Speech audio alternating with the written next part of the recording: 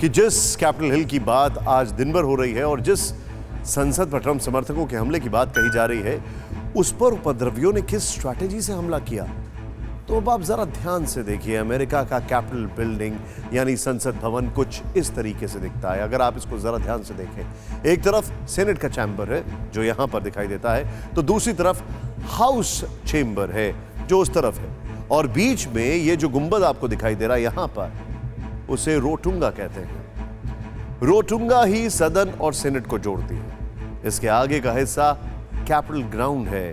प्रदर्शनकारी इसी हिस्से से आगे बढ़े और सेनेट चैम्बर के साथ ही रोटुंगा में शामिल हुए और उत्पात मचाया, यानी कि सामने से आगे बढ़े और यहां पर और इस तरफ, अगर बल्कि कहा जाए इस तरफ, इन्होंने उत्पात मचाया। आगे जो कुछ हुआ उसकी तस्वीर आपने देखी।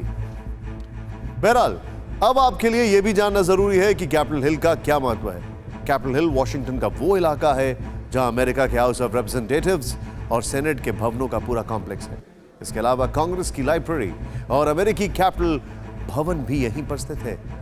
एक तरह से अमेरिका की राजधानी वॉशिंगटन के शासन और प्रशासन का केंद्र कैपिटल हिल को माना जाता है। और यही आज 4 लोगों की प्रदर्शन के दौरान मौत भी हुई, जिसमें एक पूर्व महिला सैनिक भी शामिल है, जिसे गोली मारने की तस्वीर पूरी दुनिया में वायरल हो रही है। लटकी हुई लोकशाही की ऐसी भद्दी तस्वीर पिछले 200 साल में ना अमेरिका ने देखी न दुनिया ने। वॉशिंगटन डीसी के कैपिटल हिल में जब संसद भवन की इमारत पर हमला हुआ, हंगामे की नौबत आई तो गोलियां भी चली और उन्मादी ट्रंप समर्थकों की जान भी गई। ये वीडियो उस बात के सबूत हैं कि अमेरिका का लोकतंत्र उसके मंदिर में ही लहूलुहान हुआ और ट्रंप के आग उगलने वाले बयानों ने उन्हें झुलसा भी दिया।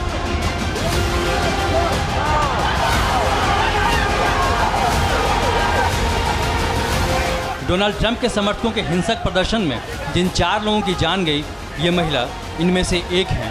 नाम था एशली बेबिट। एशली पूर्व सैनिक थी और अमेरिकन एयरफोर्स में 14 साल तक अपनी सेवाएं दे चुकी थी। हालांकि वो ट्रंप समर्थकों की भीड़ में शामिल थी और सुरक्षा बलों को रोकने के बावजूद अंदर घुसने को बेताब थी। जहां सीनेटर मौजूद थे तभी वो पुलिस की गोली की शिकार हुई। मीडिया रिपोर्ट्स के मुताबिक उसे कैपिटल बिल्डिंग से अस्पताल ले जाने की कोशिश की गई, लेकिन रास्ते में ही मौत हो गई। लेकिन जरा सोचिए, संसद भवन के हालात का अंदाज़ा लगाइए, जहां खुद पुलिस वाले बसते नजर आ रहे थे। उनके लाख मिन्नतों के बावजूद प्रदर्शनकारी रुकने को तैयार नहीं थे और नौबत यहां तक आ गई कि पुलिस वाले को लोकतंत्र बचाने के लिए एक पूर्व सैनिक को ही गोली मारनी पड़ी, जो एयरफोर्स में 14 साल तक रही। हालांकि एशली ट्रंप की इस हद तक समर्थक थे कि अपनी मौत से पहले भी उसने कहा था कि कोई भी ताकत उसे रोक नहीं सकती। हमें कोई भी ताकत रोक नहीं सकती। उन्होंने बहुत कोशिश की, लेकिन तूफान अब यहाँ तक पहुँच गया है और 24 घंटे से भी कम समय में ये डीसी तक पहुँच जाएगा, अंधेरे से उजाले की ओर। मीडिया रिपोर्ट के मुताबिक वो साउथ कैलिफोर्निया के सैन डिएगो की रहने वाली थी। अब तक न तो एशली के परिवार वालों को पता चल सका और ना ही अमेरिका की जनता को कि उसने ऐसा क्यों किया।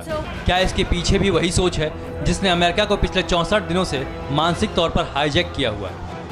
ऐसे में सिस्टम को हाईजैक करने की कोशिश करती एशली की कहानी न सिर्फ अमेरिका बल्कि हिंदुस्तान के लिए भी सुनना ज़रूरी है, ताकि दुनिया का सबसे बड़ा लोकतंत्र कभी जख्मी न हो।